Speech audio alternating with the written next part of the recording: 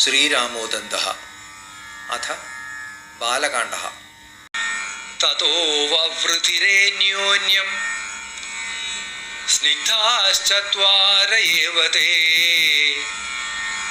സകലാസു ച വിദ്യാസു നൈപുണ്യം അഭിലേഭിരേ. പിന്നീട് അവർ 4 പേരും പരസ്പരം സ്നേഹമുള്ളവരായി തന്നെ വളർന്നു. അവർ സകല വിദ്യകളിലും നൈപുണ്യം നേടുകയും ചെയ്തു. തതഃ കദാചിദാഗത്യ വിശ്വാമിത്രോ മഹാമുനിഃ യയാചേ യജ്ഞരക്ഷാർത്ഥം രാമം ശക്തിധരോപമം.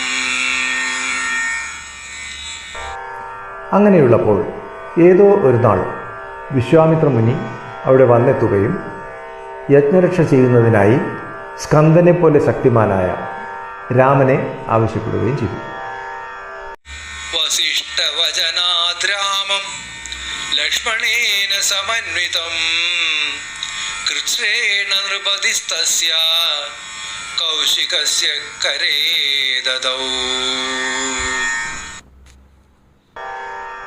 രാജാവ് വളരെ വിഷമത്തോടുകൂടി വസിഷ്ഠൻ്റെ ഉപദേശമനുസരിച്ച് ലക്ഷ്മണനോടുകൂടിയ രാമനെ വിശ്വാമിത്ര മുനിയുടെ കൈകളിൽ ഏൽപ്പിച്ചു.